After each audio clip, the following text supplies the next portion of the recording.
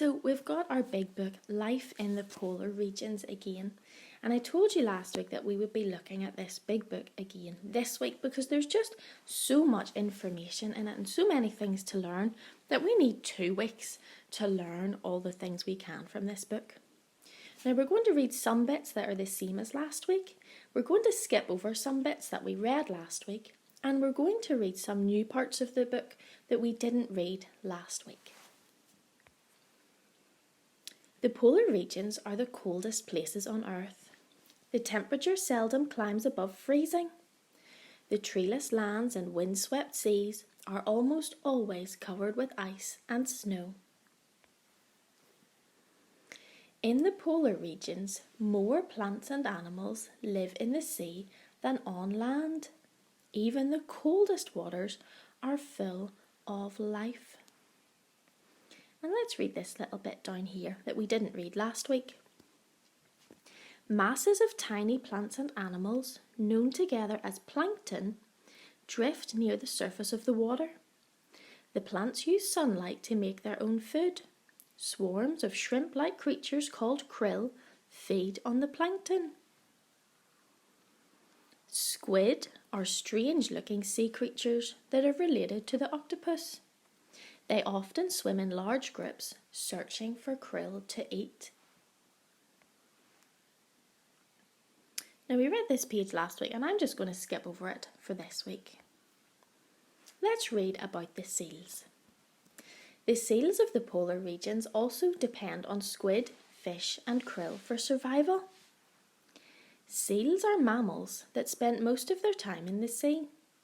In spring, they haul themselves onto land or floating chunks of ice to give birth to their pups, to rest, or to bask in the sun.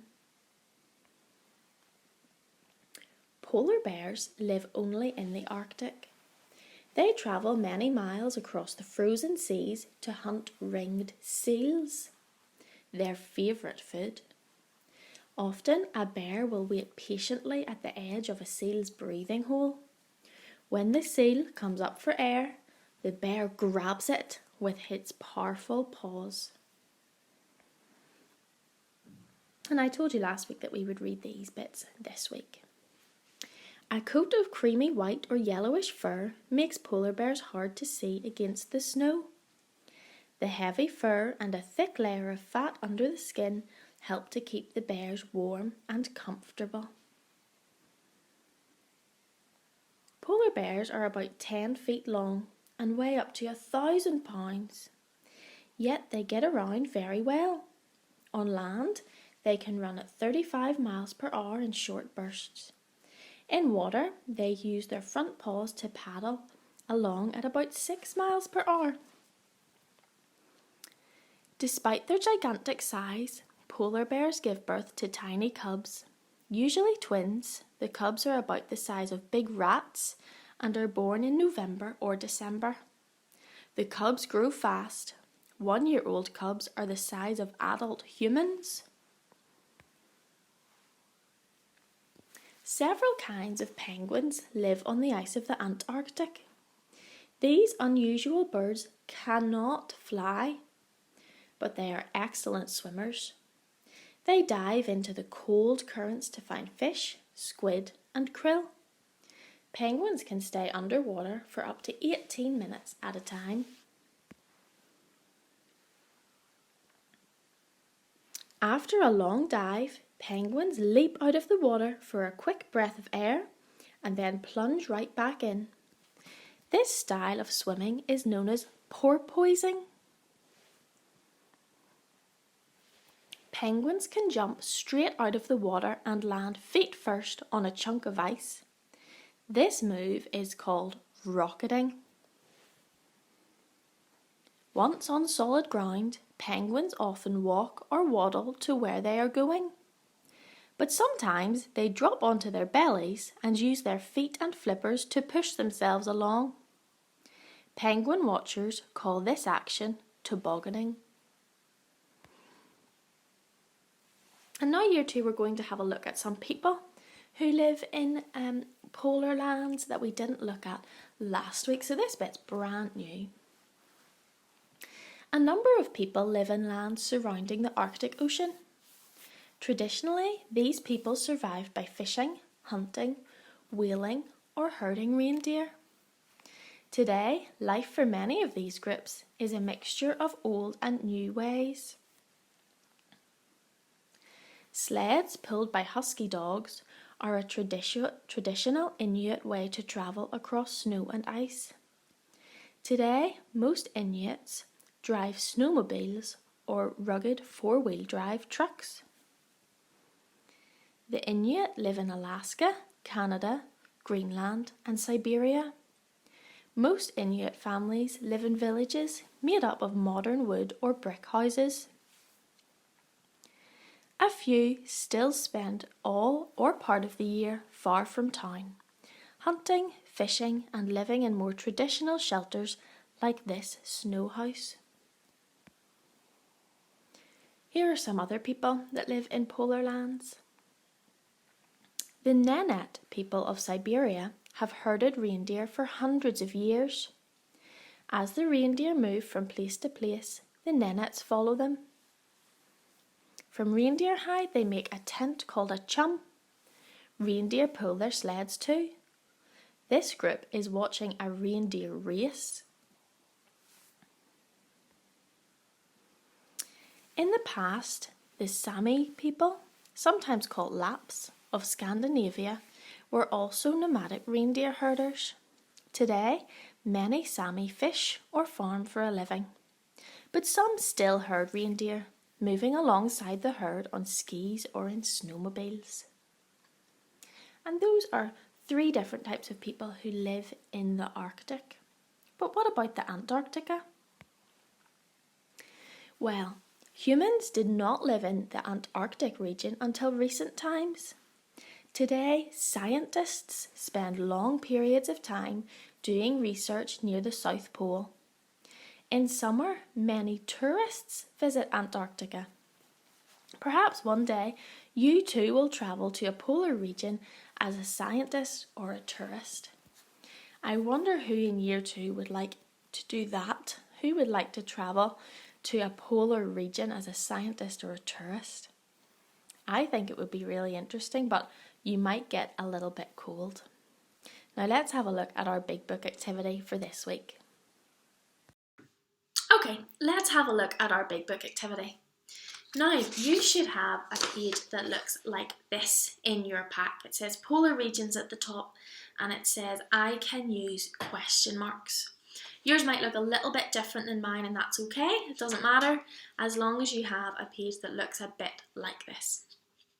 And what we have to do today, the first thing you have to do is to circle all the question marks. So we are looking for question marks. Wonder, can anybody remember what a question mark looks like? It looks like this. Round, down, and a dot.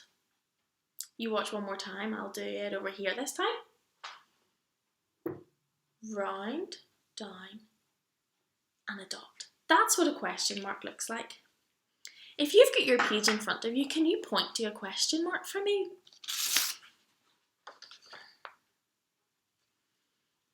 There's a question mark. There's another question mark. There's another question mark. What do you notice about all the question marks on this page? Where do they come in our sentence? They come at the end of the sentence, that's right. And we can use a question mark instead of using a full stop. But when do we use a question mark? We use a question mark when we're asking a question. If I said, how are you? I would have a question mark at the end of that if I was writing it down. Or if I said, what are you having for lunch today? If I wrote that sentence down, I would need a question mark at the end.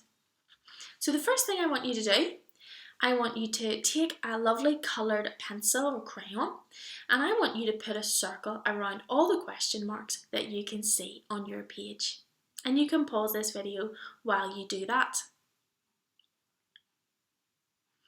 The second thing I would like you to do today is I would like you to match these questions to the answer that's on this side. So over here we've got some questions, and over here we've got the answers to those questions. And what we're going to do today, I'm going to read out the question, and I'm going to hold up my whiteboard so that you can see it, hopefully, and the sun isn't shining on it too badly. And when I read a question out, I want you to point to the answer that you think is the right answer. Okay, so up here in the green one says seals. The blue one says yes. The black one says the sea. And the red one says they can't fly. Let's do that one more time. The green one says seals. The blue one says yes. The black one says the sea. And the red one says they can't fly. So I'm going to read the question out, and I want you to point to the screen, point to which answer you think it is. Are you ready? In the Arctic, do more animals live in the sea or on land? In the Arctic, do more animals live in the sea or on land? You point to the answer you think is right. Well done if you pointed to the sea. That's right. More animals in the Arctic live in the sea than on land. Okay, next question. What do polar bears eat? What do polar bears eat? Well done if you pointed to seals. You're right. Polar bears eat seals. Ready for the next question?